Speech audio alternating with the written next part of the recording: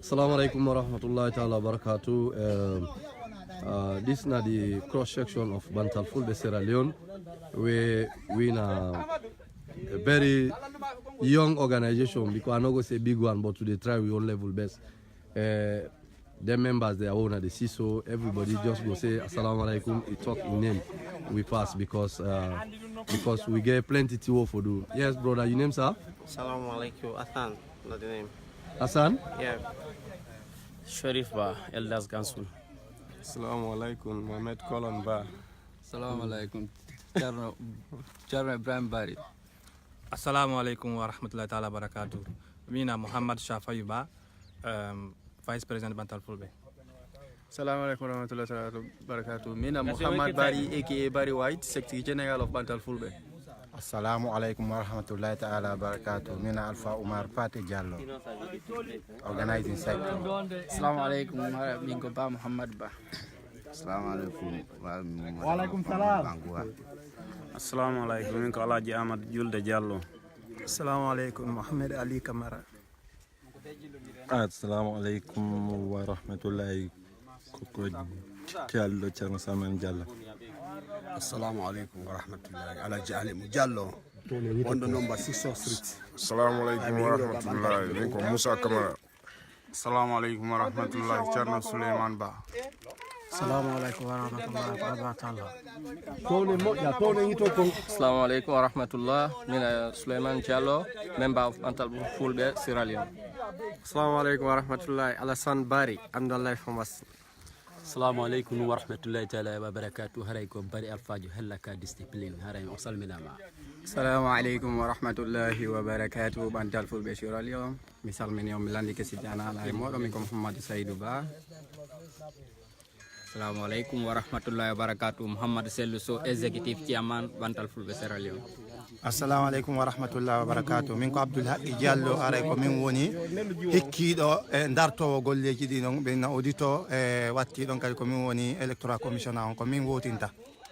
Assalamu alaikum wa rahmatullahi wa barakatuh. Ko min Aboubakar Ba hikkini ɗon on hella ka sport Bantal Fulbe, Sierra Leone. Assalamu alaikum wa rahmatullahi. Assalamu alaikum wa rahmatullahi. Ko min Alaji Sire Diallo, member of Bantal Fulbe. Assalamu alaikum wa rahmatullah, Abdurrahman Ba.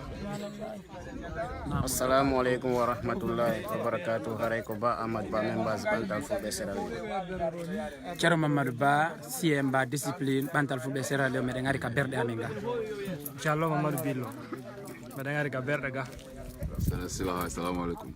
Assalamu alaikum, Yaya Diallo, Kulutek and Mobile Center, 40 Road in Street.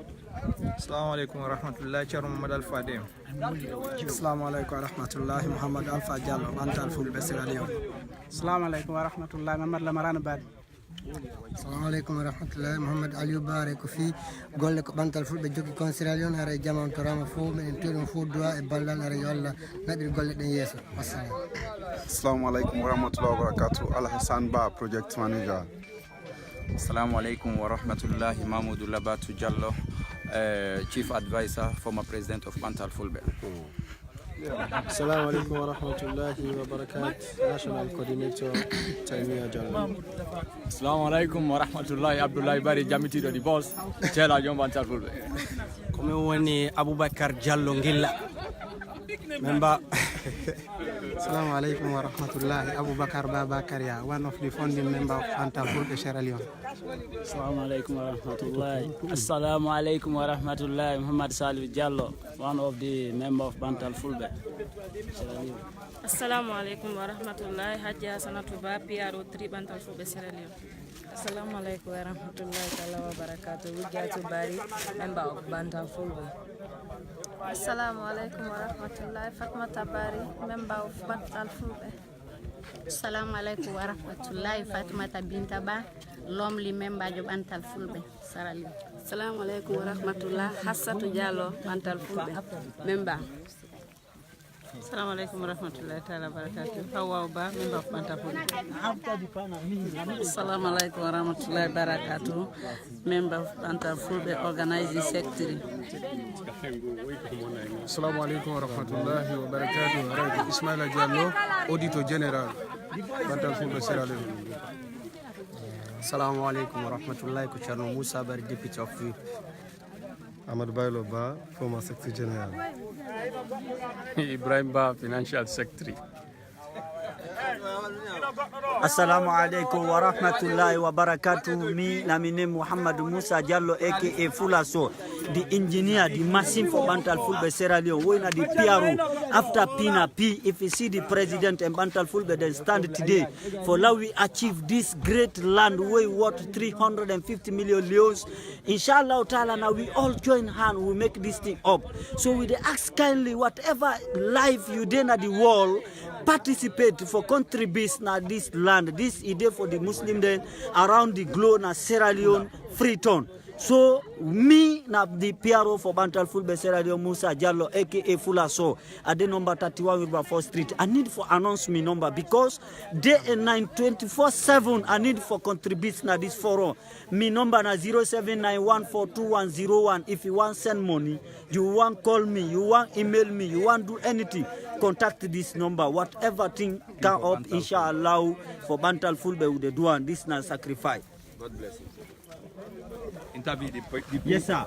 Assalamu alaikum wa rahmatullahi ta'ala wa barakatuh. Go eneng Wallindirta. Go eneng Wallindirta. When me we the talk so me want a world defender side on nini haray ko mi wiete Ceerno Portal Ba president Bantal Fulbe Sierra Leone haray hande ko ala meden hewti ka leydi ka Bantal Fulbe soodi don soodi fi honnu fi julbe ben soodi fi honnu fi yimbe mum ben soodi fi honnu fi ko nafitore haray Bantal Fulbe Sierra Leone non ko dari dum darande ko tawata alhamdulillah haray Bantal Fulbe no mari baba no make alaji julde so dari be kan kadi Sierra Leone do fi no pullo yara yeso haray nene amen ko Hajja Fatmata Binta gollaybe Sierra Leone Commercial Bank haray mede mari advice on kadi ka Bantal Fulbe Sierra Leone Alhaji Boubacar Ba wobbe noddiramo Mubarak haray be do kanyum kadi ko woni siko aade moƴƴo sa suridama yimɓe bomɓe a sonjoto ɗo yo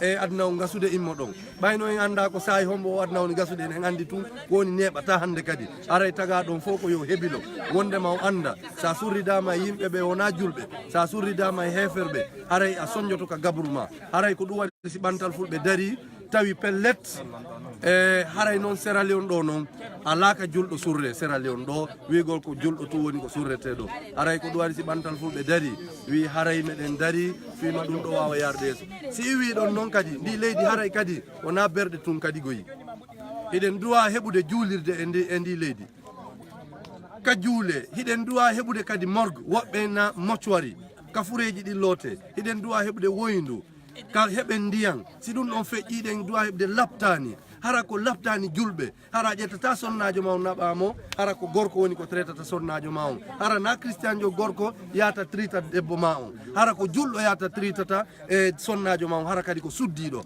haray ɗum kadi ɗen duwa heɓude e laptani moƴƴo ka tawata pellet hara yimɓe men ɓen ɓe waway heɓude lekki si ɗum ɗon kadi iwi hiɗen heɓduwa heɓde lekkol molanaɗo moole lekkol madrasa ka jange qur'ana ka jange bindi ko tata fewndi ɗum kadi yadna on ka jangen ka développer haala men kan kadi ɗum ɗo kadi fof hara hiɗen tori jama on hiɗen jeeji jama on ɗum ɗon kadi si feƴƴi hiɗen duwa heɓude conference hall ka kala wonɗo Sierra Leone ɗo ka fotta wona wigol tun ko oɗo ma ko oɗo on conference hall kadi no duwa ka heɓen gundoji meɗen ɗin ka heɓen yewtereji meɗen ɗin haray ko ɗum woni ko addi men ɗo haray ɗe ɗo noon golle ko eɗen andu pellet golle be golle ɗe nanda e jommum ɓe wi golle nanda e jommum haray ɗen andi pellet enen julɓe ɓen ko yamira ɗen ko yen yewtidira gonga ko yen muññodiri si en yewtidiri gonga en muññodiri haray golle ko falɗen ko yara yeeso haray ko enen wallinirta ko enen haray min waɗɗo nde yewtere on ko président